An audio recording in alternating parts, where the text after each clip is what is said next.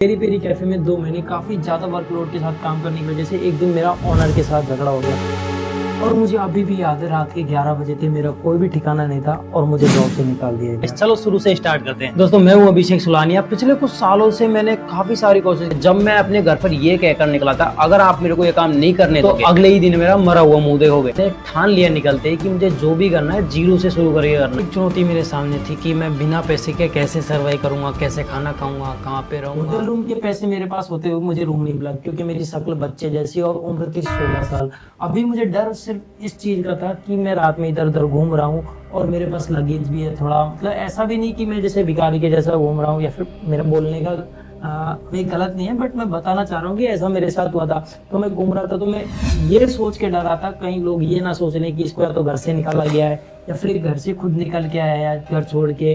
क्योंकि अगर स्टूडेंट भी हूँ तो इतनी छोटी उम्र में घर छोड़ने वाला कोई है नहीं, घर वाले इतनी उम्र में नहीं छोड़ते बच्चों को।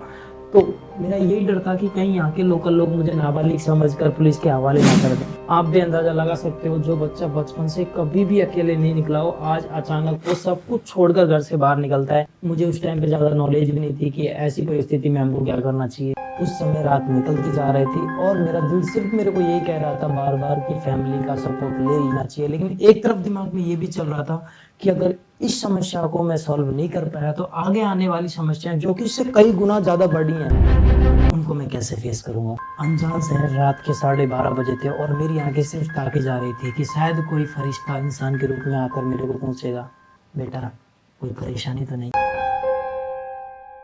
उसी टाइम मुझे समझ में आ रहा था कि मैंने ऑनर के साथ झगड़ा करके कितनी बड़ी गलती कर दी है। काफी टाइम निकल चुका था और मैं अभी भी यही सोचने में लगा हुआ था आखिर इस समस्या से कैसे निकला जाए। तभी मुझे आइडिया क्यों ना किसी हॉस्टल में रुक लेते हैं, क्योंकि जब मैं जॉब कर रहा था तो मैंने जितने भी आसपास के हॉस्टल थे सब में इंक्वायरी की कि यहाँ पे कितना फीस होता है, क्या क्या सुविधाएं ये लोग देते हैं। क्योंकि मेरा प्लान था कि कैफे से जॉब छोड़कर मैं हाउस कीपिंग का काम करूंगा और रहने के लिए मैं हॉस्टल में रहूंगा। लोगों के घर में हाउस कीपिंग का काम करूंगा पार्ट टाइम में और हॉस्टल में रह लूंगा। क्योंकि हॉस्टल में क्या सीन होता है, खाने का और रहने का काफी कम प्राइस में मिल जाता है। सो मेरा प्लान यही था। अभी मेरे पास काफी सारे कॉन्टेक्ट थे, मैंने सबको कॉल किया, लेकिन यहाँ पे समस्या ये थी कि मैं अंडर एज था और मुझे इस टाइम पे एंट्री देगा कौन। रात के 12:30 बजे थे। मैंने सबको कॉल किया, सबसे कॉल कर करके पूछा। फाइनली एक भैया ने मेरा कॉल उठाया और मैंने उनसे जाके बात की।